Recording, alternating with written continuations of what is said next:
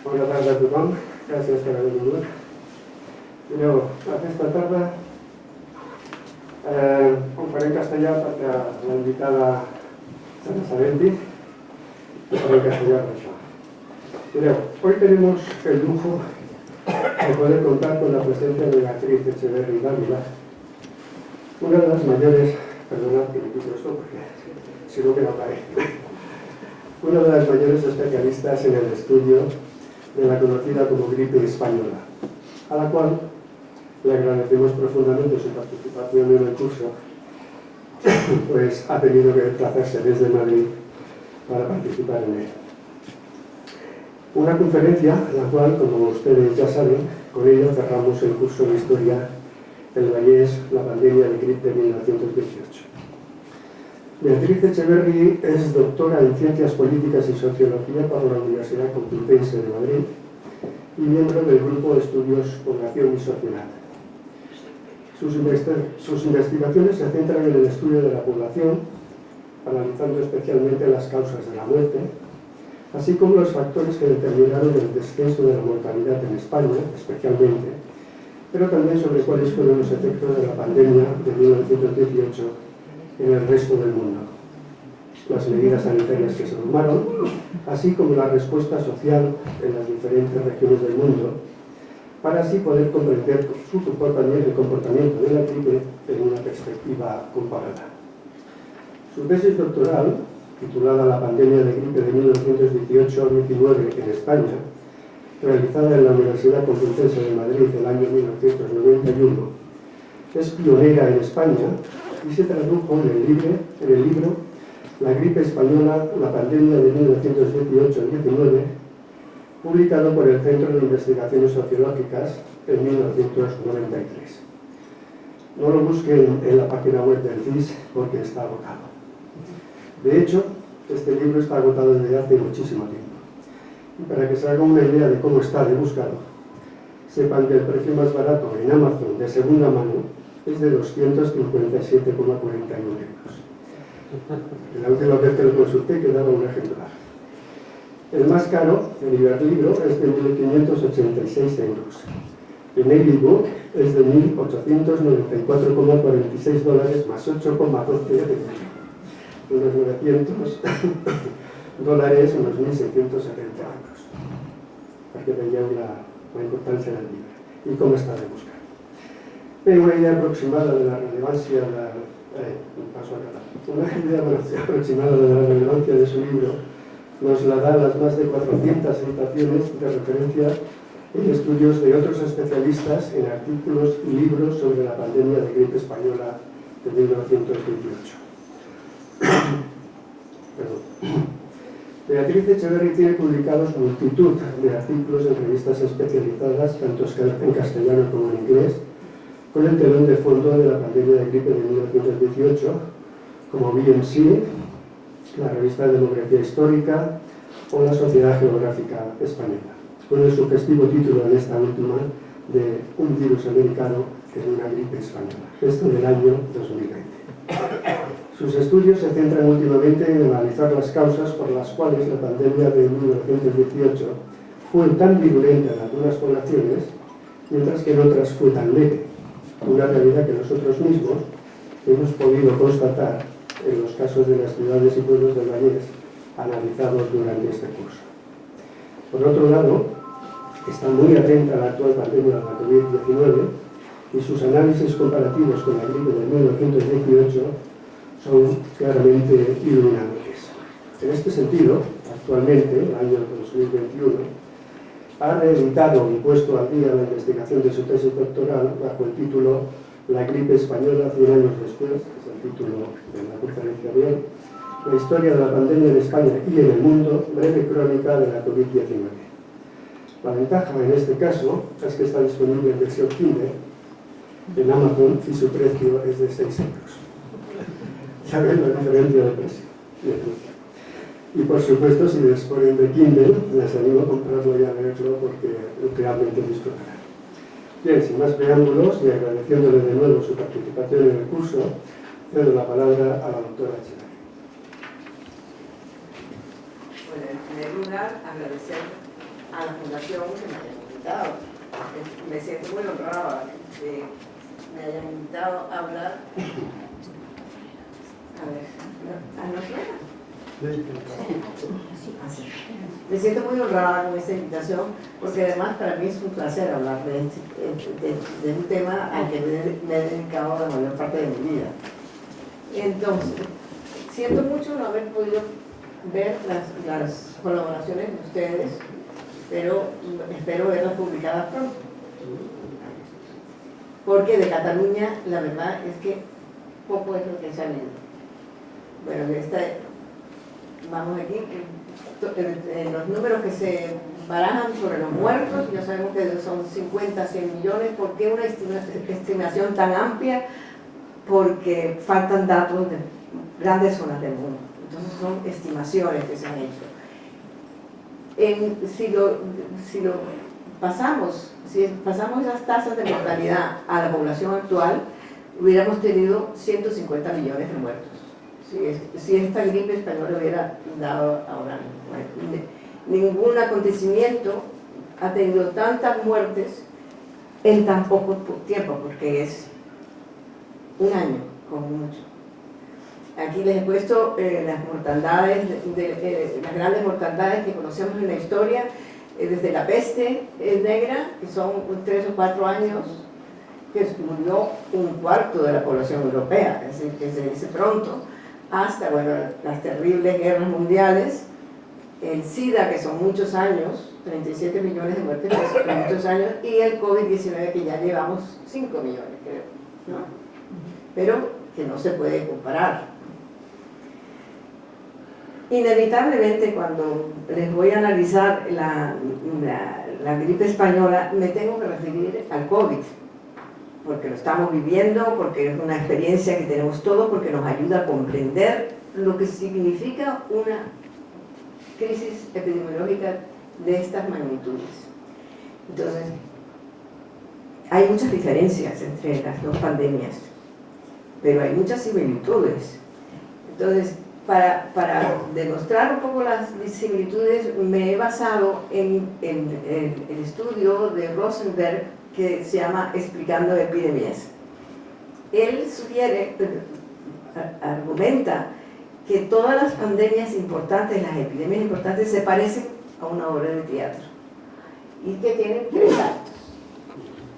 El primero es la revelación progresiva de la epidemia. La gente se va dando cuenta que está pasando, que se nos cae encima una losa. Después hay un periodo de negación, después un periodo que es la expansión del contagio.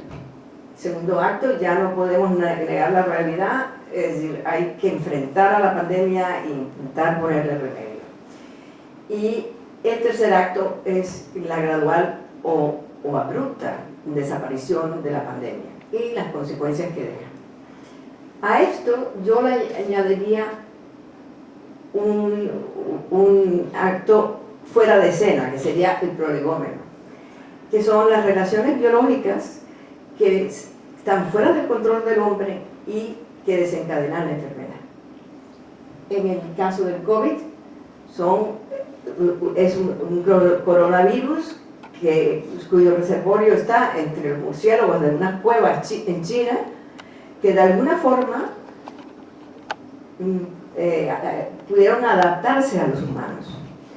No sabemos qué animales participaron en esto, porque China no ha permitido que se haga una investigación a fondo. Pero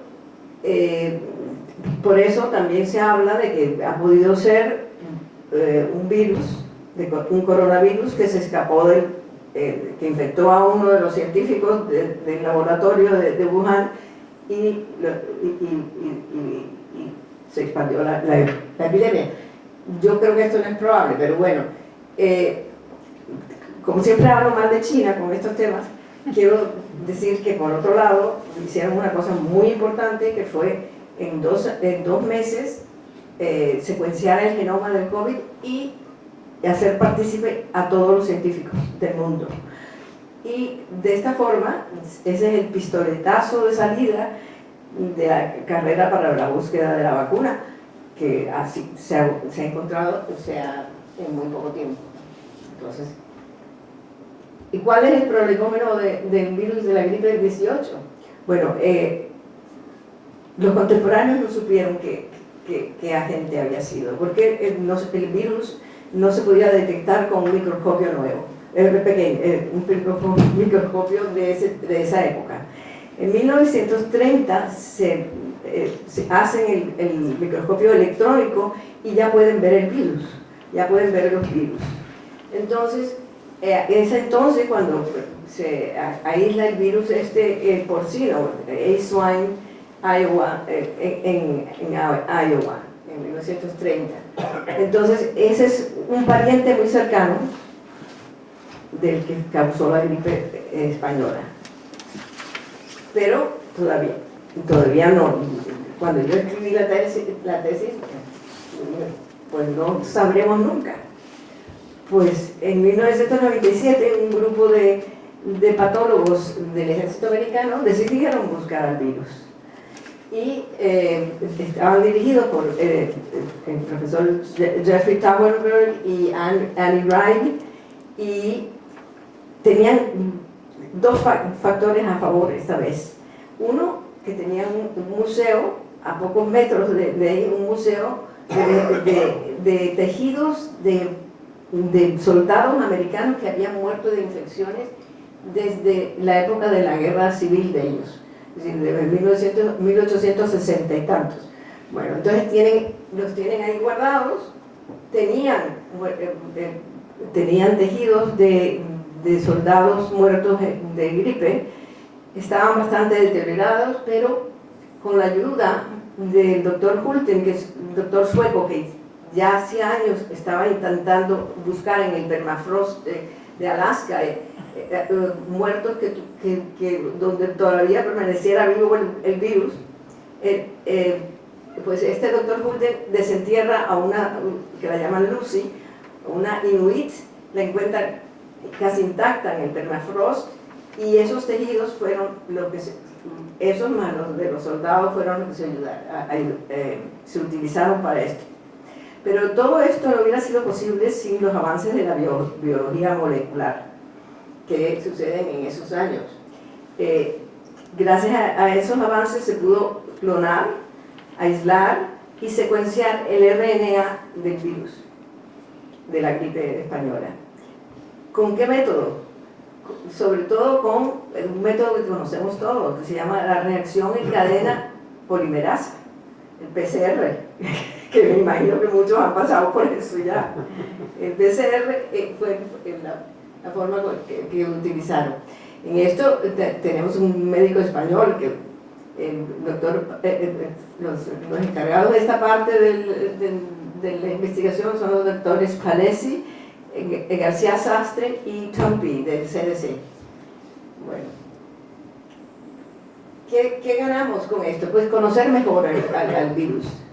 Ya sabemos que es de origen aviar, como la mayor parte de los virus de gripe, que surgió de una adaptación completa de un genoma, porque generalmente los virus que causan pandemias son el resultado de recombinaciones genéticas entre el virus de un animal y el virus del hombre, o del cerdo, del caballo, son recombinaciones genéticas. Esto es una adaptación completa. Después en laboratorios se ha observado que el virus de la gripe española se multiplicaba 30.000 veces más rápido que un virus pandémico de la gripe que no sea ese. Es una barbaridad, y eso explicaría el miedo, el susto que uno lee cuando lee los informes médicos, es decir, lo fulminante que eran muchos de los casos. La gente se caía y se moría en un día o dos, y que el virus es 100 veces más letal que cualquier otro virus de la gripe. La gente moría con los pulmones inflamados de fluidos, y esto, pues, los pobres ratones también la pasó.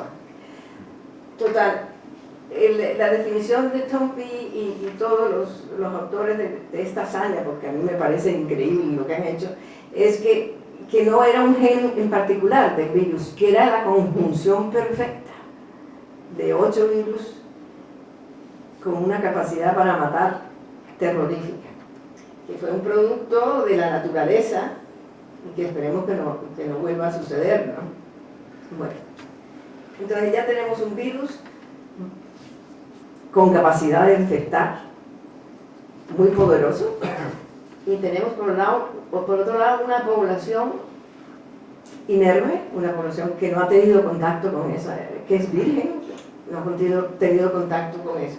Entonces, el primer acto, siguiendo con el símil de Rosenberg, es cuando la gente se da cuenta que, oh, Dios mío, ¿qué está pasando? Entonces, él pone como ejemplo, en el libro de Camus, La peste, el doctor Rius sale de su consultorio y en el rellano pisa una rata muerta.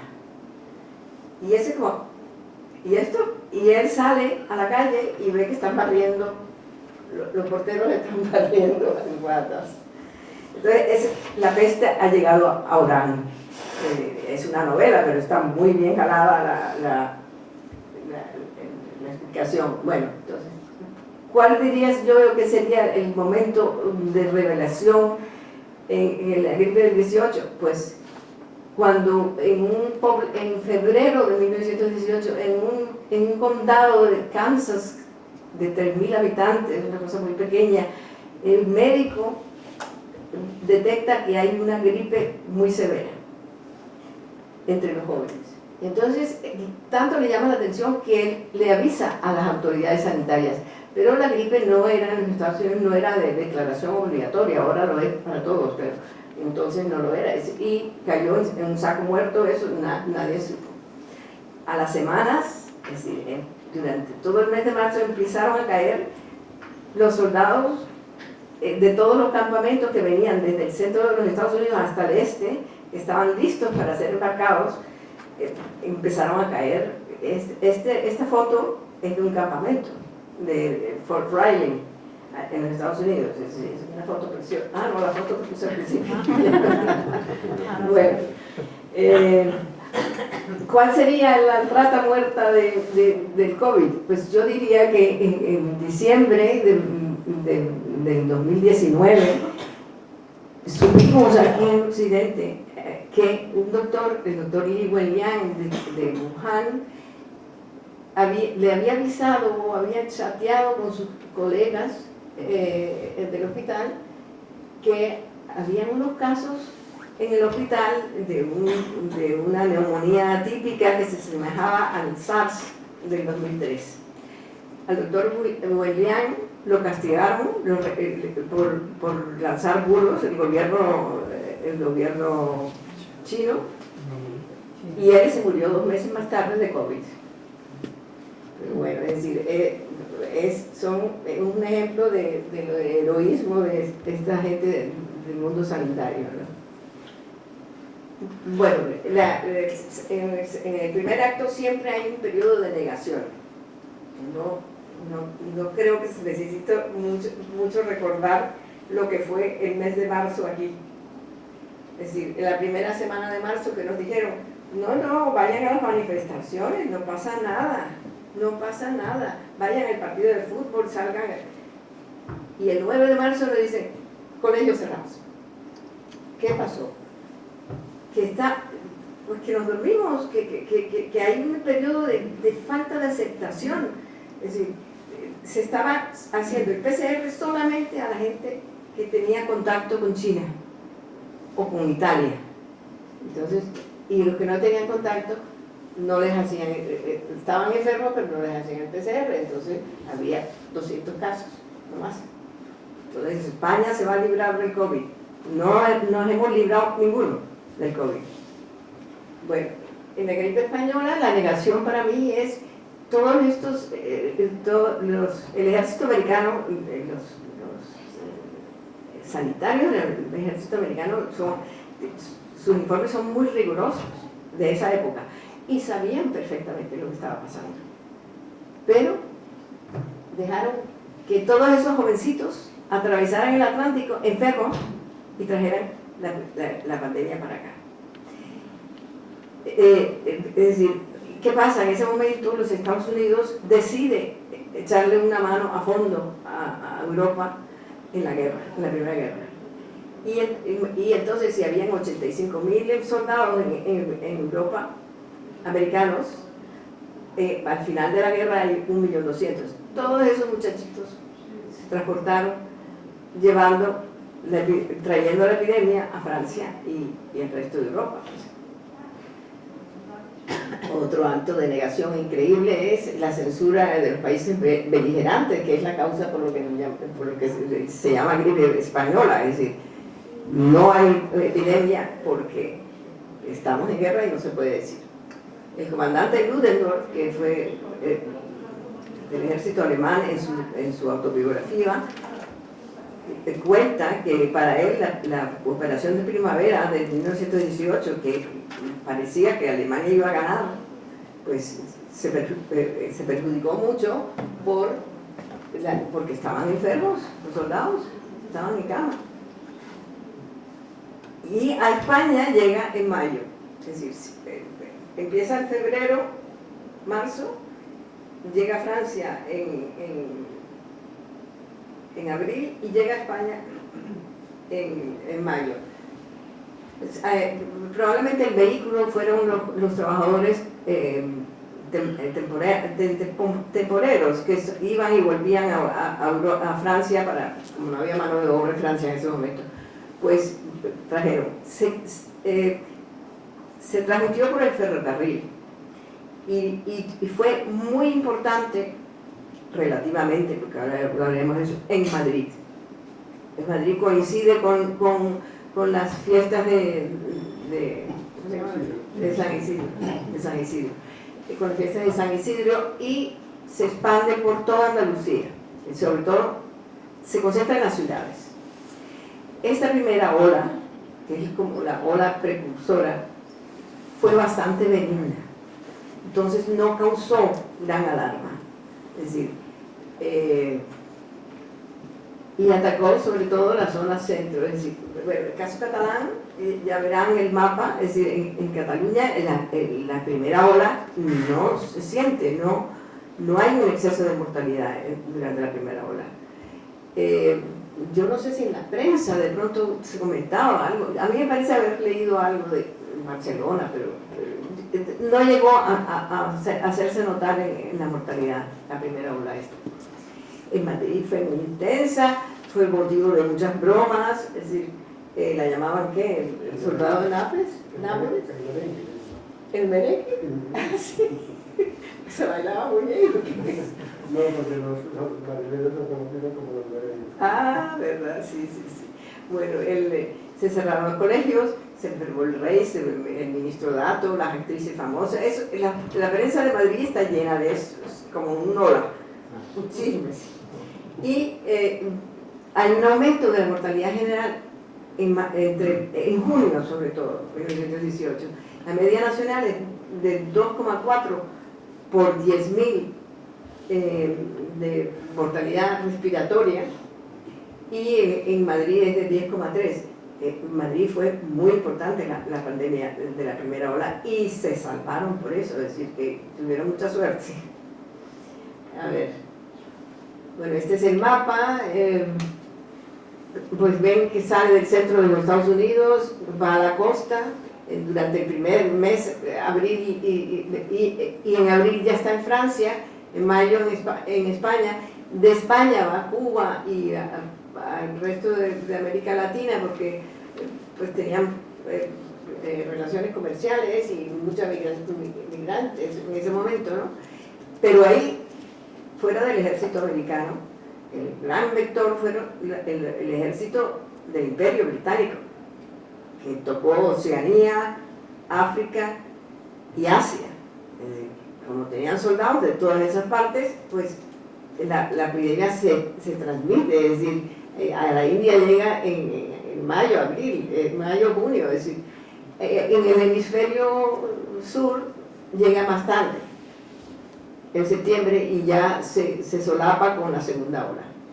Bueno, esto es más o menos lo que he dicho, es que hay que tener en cuenta que fue relativamente benigna. Bueno, esto es un barco lleno de soldados enfermos.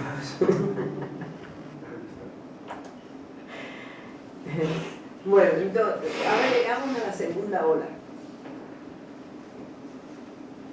Es decir, los enfermos había mucho menos casos de gripe durante todo el verano, había casos sueltos, pero a finales de agosto, estoy hablando sobre todo de España, pero en casi todo el mundo fue así, en principios de septiembre empieza a surgir otra vez la epidemia de gripe, esta vez con casos muy graves y con muchos muertos.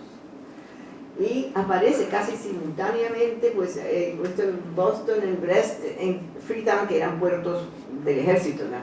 Pero también en Bombay, más o menos al mismo tiempo, ¿no? Esa ola otoñal, ¿no?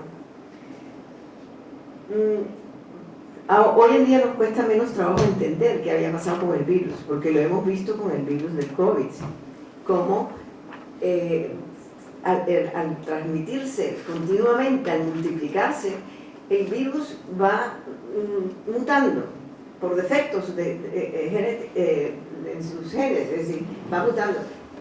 El COVID ha mutado a una variante mucho más contagiosa, que es la Delta, y esta tuvo la desgracia de volverse de una variante mucho más letal. Octubre fue el mes de mayor mortalidad en casi todo el mundo. En España, el 75% de los 260.000 muertos que hubo en España de gripe, más o menos, el 75% se mueren en esa ola otoñal y el 45% en octubre. Es decir, ha debido ser muy impresionante vivir eso, esa cantidad de muertes seguidas. Bueno, aquí más o menos la letalidad fue singular en el mundo entero, murió de un 3 a un 6% de la población. Hubo variaciones grandes de mortalidad que ya veremos, es decir, en el mundo más desarrollado las tasas van de 2 a 3%, y en otros sitios pues se lleva por delante el 50% de la humanidad, es decir, terrible. Bueno, la otra particularidad de la gripe española es la incidencia por edades. En la mayoría de las epidemias hemos visto que los más frágiles son los que tienen mayor peligro de morir, ¿no? Que son los menores de 2 años y los mayores de 60. Pero en esta ocasión la mortalidad recayó sobre todo entre los jóvenes adultos de 20 a 40 años.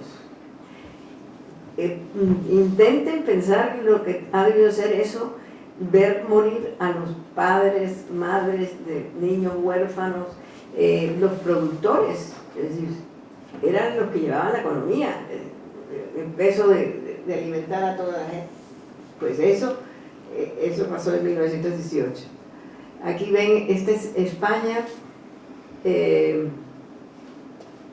La mortalidad en España por gripe, como verán, abajo es un año normal de gripe. A ver, es aquí, un año normal de gripe, que hay en 1917 hay un leve ascenso a los niños pequeños y el de los mayores. Aquí hay un aumento grande de la mortalidad infantil de 1 a 4 años. España tenía una mortalidad infantil terrorífica, es decir, que fue hasta los años 40 no empieza a caer de verdad. Pero lo impresionante de aquí es la mortalidad en los grupos centrales, ¿no? Después pues, los mayores también se mueren, pero muy impresionante. Notarán que hay mayor mortalidad de las mujeres durante los primeros años.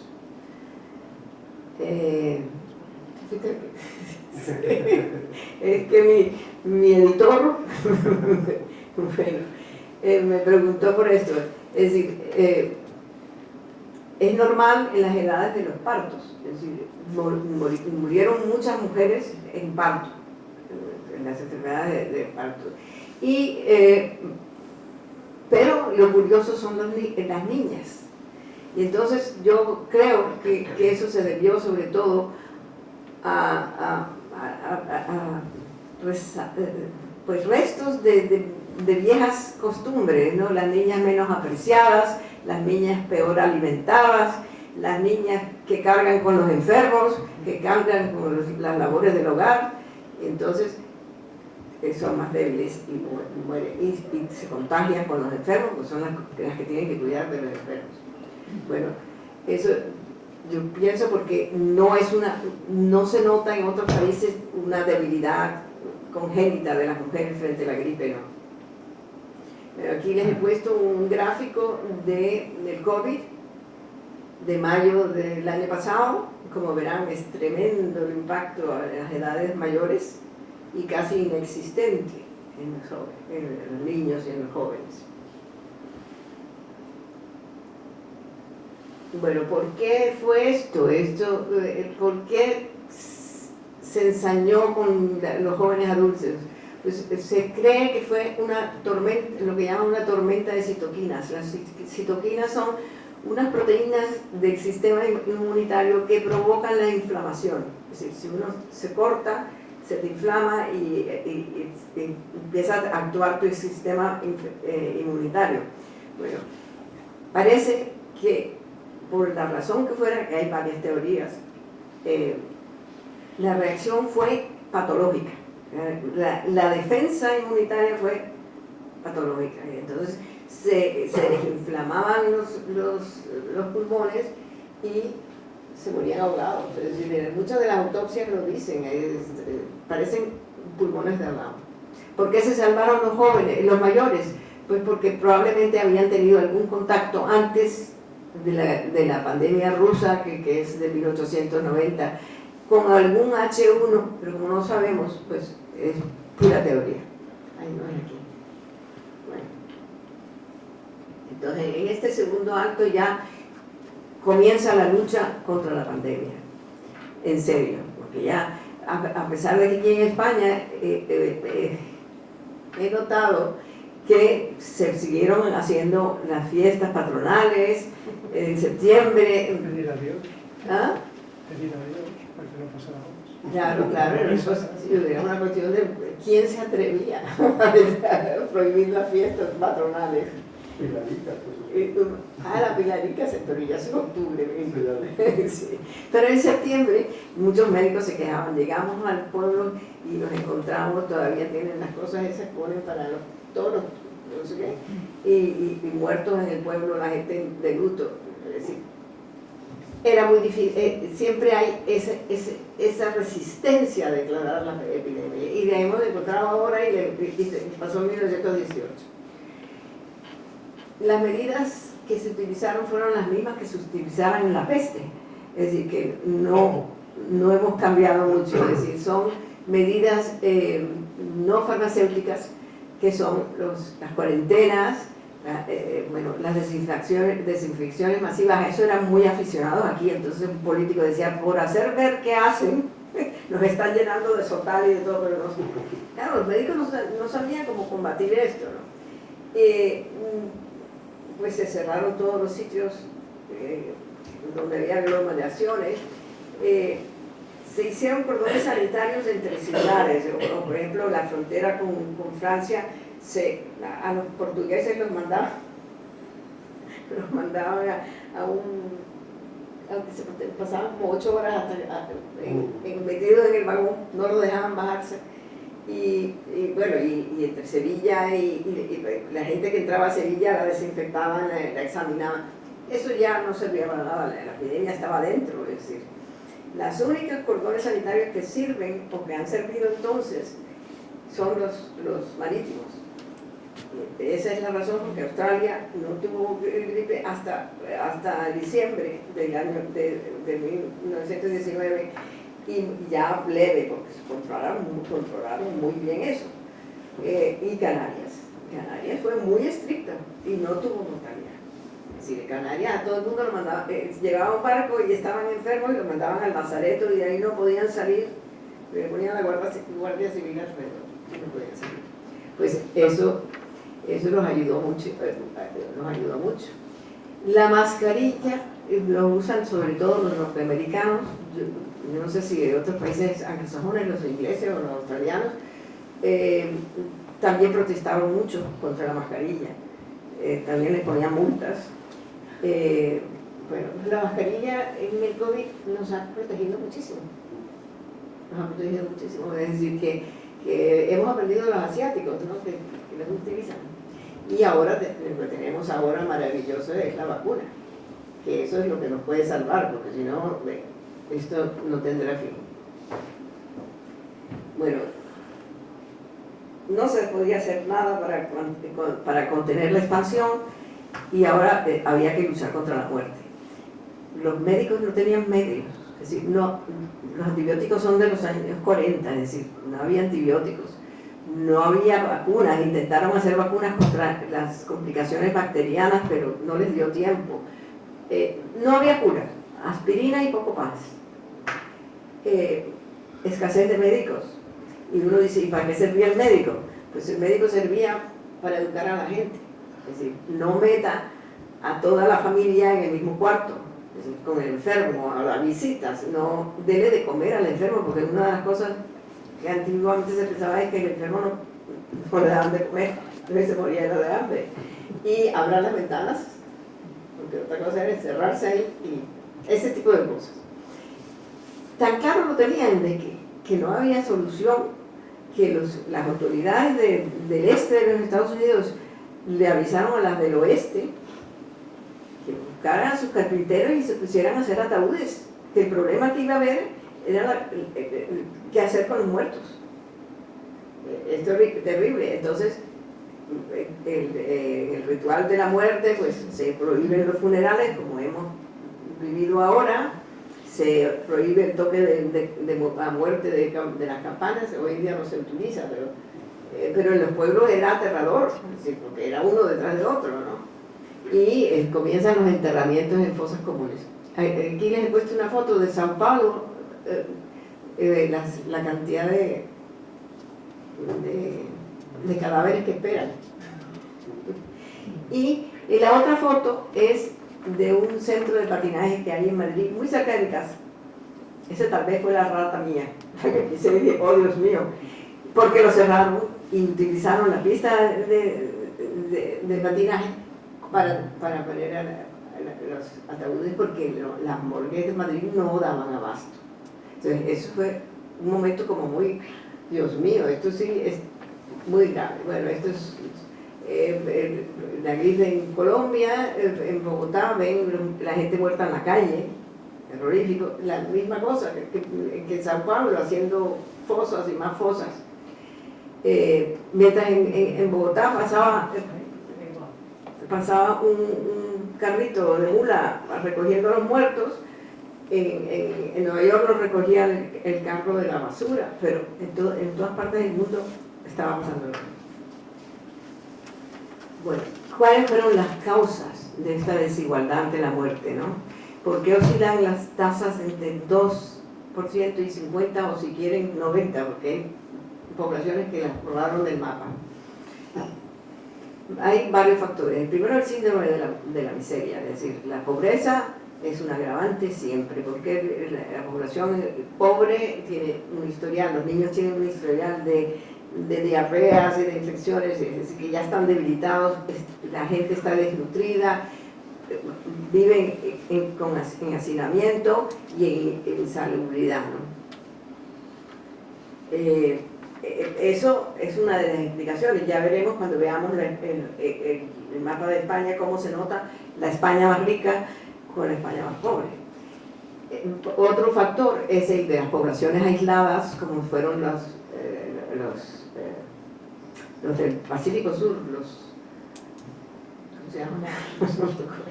Los inuit de Alaska. ¿Ah? Sí. Bueno, los pobres, para la pobreza, es decir, uno de los ejemplos que yo pongo siempre son los negros sudafricanos tuvieron tasas de mortalidad mucho más elevadas que los blancos. También pasó lo mismo entre los indios de Canadá y de los Estados Unidos. Tasas de 7-8%, entre los americanos, el blanco, o sea, la tasa era de 2,5%. Las poblaciones aisladas es un factor adicional, porque son poblaciones que no han tenido contacto con enfermedades, o no demasiado, como es el ejemplo tremendo de Samoa. Samoa murió un 20 y tantos % de la población. Después tuvieron una hambruna porque no había quien les diera, quien cosechara, quien sembrara, quien cuidara al ganado, es decir, estaba todo el mundo enfermo. No tienen una organización social que lo sostenga, porque eso es uno de los problemas de una pandemia de gripe, es decir, nos quedamos sin policías, nos quedamos sin enfermeras, que es un problema grande. Bueno, entonces esos serían los factores estos. Pero hay un factor adicional que se habla muy poco de él y yo no entiendo muy bien por qué, que es la inmunidad adquirida. Es decir, aquellos que padecieron la primera ola tuvieron la segunda en menor grado. Y como la primera fue bastante benigna, pues se salvaron. Está el caso de la guerra. Uno pensaría, bueno, esta gente, el colmo, 4 años de guerra y les llega una pandemia de gripe. En las zonas de guerra sufrieron un gran impacto durante la primera ola y probablemente estaban bastante inmunizados. Cuando llega la segunda, la prueba está que siempre en los ejércitos, en las guerras, siempre hay más muertes por enfermedades infecciosas que por guerra. La primera vez que no pasó esto fue en la Primera Guerra Mundial, excepto entre el ejército norteamericano, es decir, entre los americanos, los gringos. Como ellos llegan tarde, entonces ellos sí cogen la segunda ola y mueren más por enfermedad que por la guerra. Bueno, aquí estos son los mapas de España. Son tasas de exceso de mortalidad por enfermedades respiratorias, porque uno no puede basarse solamente, ya han visto, es decir, solamente los que han muerto por gripe, porque ahí se esconde toda la gente que tiene bronquitis, neumonía, que los apuntan como tal en sus certificados de muerte. Bueno, la primera ola la ven aquí, ven cómo es de intensa en el centro del país y en Andalucía. Como ven, toda esta cornisa se salva. No tengo ni idea por qué, no sé, porque Francia ustedes tienen conexiones, pero es una zona de paso.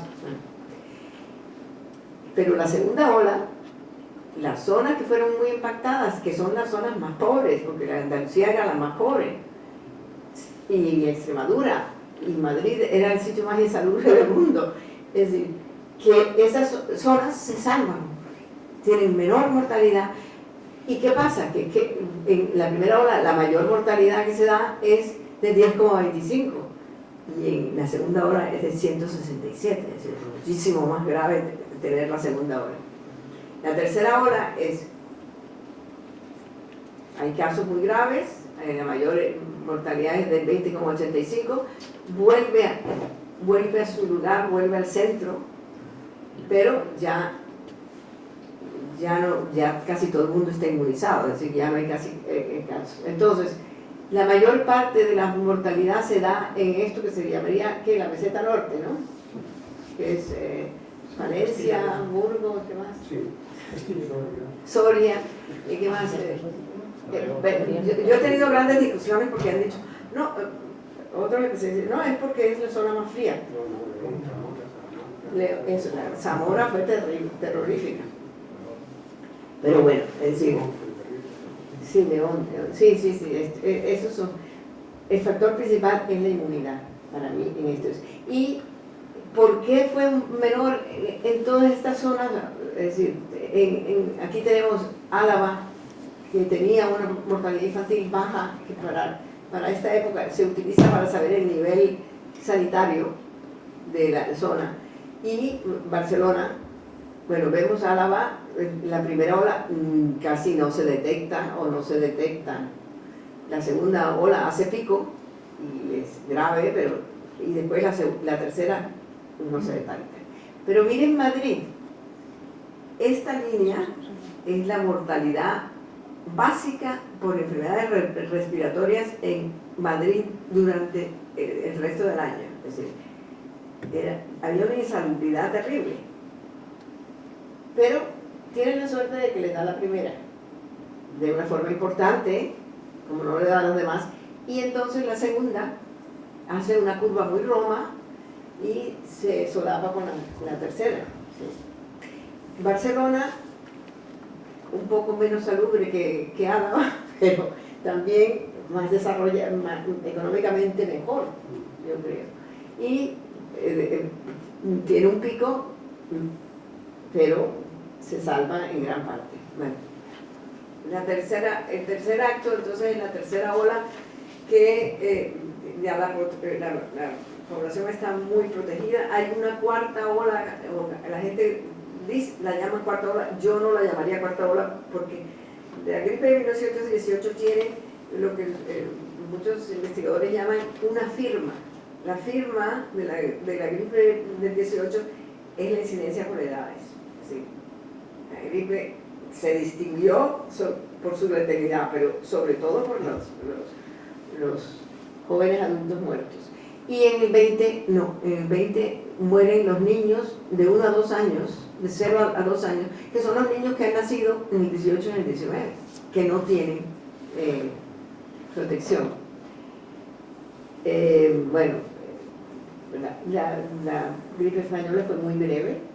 El COVID lo estamos viviendo como en cámara lenta debido a confinamientos estrictos y todas estas cosas, pero bueno, lo último es que fue relegada al olvido. Aquí vemos las 3 olas, como pueden ver. Junio y julio hay un exceso de mortalidad en la primera ola, la segunda ola y la tercera. ¿Qué repercusiones tuvo? Pues en 1919 la natalidad descendió de una forma abrumadora. Es decir, murieron más personas que nacieron. ¿Por qué? Porque no hubo concepciones en el 18. Descendieron las concepciones, con lo cual la natalidad descendió al año siguiente. Es el mayor descenso del crecimiento vegetativo del siglo, pues. Y en enero del 21 hemos tenido también un descenso del 21% de nacimientos, que es muy grave para nosotros porque, así como en el 18, al año siguiente empezó a crecer otra vez la población, la gente empezó a casarse otra vez. Es curiosísimo, ¿no? Los viudos con las jóvenes, las viudas con las viudas. Es decir, hay un aumento de la nupcialidad, y con lo cual hay un aumento de la natalidad, aumento que no se espera ahora, porque con el índice de natalidad que tenemos, pues no se espera, muy poquito. Afectó en la salud a largo plazo. Hay estudios que indican eso en ciertos países, que afectó la salud de las generaciones que sufrieron la gripe de 18, como también están diciendo que el COVID está dejando secuelas fisiológicas a largo plazo. Y también hay estudios que tendrán unos datos maravillosos, que han investigado que el rendimiento económico de esas generaciones también fue menor. Pero bueno, nosotros aquí no se puede hacer eso porque la guerra civil interrumpe todo y no se le puede seguir la trayectoria. Bueno, ya voy a terminar. Podemos tener otra gripe, desde luego. Desde luego vendrá otra pandemia, vendrán otras pandemias. Es decir, tenemos un problema de enfermedades emergentes porque hemos deforestado, porque tenemos estas macro granjas, porque esta producción alimentaria intensiva. Esos son focos de infección, de que salgan virus nuevos o microbios nuevos. Ya llevamos varios años con unos virus de gripe aviar muy mortíferos circulando entre las aves. Afortunadamente no han mutado para investigarnos a nosotros. La OMS publicó esto hace ya varios años, que es como un libro para que estemos preparados para una pandemia de gripe. No ha servido para nada, yo creo, que el ver en el COVID a las enfermeras poniéndose la bolsa de basura porque no había EPIs y nos decían que esto no servía para nada para que les alcanzara. No nos hemos preparado para nada. Es decir, naturalmente que sí, estamos mucho mejor en cuanto a investigación y a medicina y sabemos tratar mejor a los enfermos, tenemos métodos, tecnología y todas esas cosas. Y también tenemos formas de mitigar los trastornos. Bueno, pero yo creo que hemos pagado un altísimo precio por nuestra falta de preparación con el COVID. Precio en muertes. Y pues aquí les he puesto, porque me encanta Camus y me encanta la peste, que puede llegar el día en que la peste despierta a sus ratas y las mande a morir a una ciudad dichosa, si no hacemos todo lo posible por evitarlo. Pues muchas gracias por su atención y las preguntas que quieran, pues intentaré contestar en la medida de lo posible. Muy bien.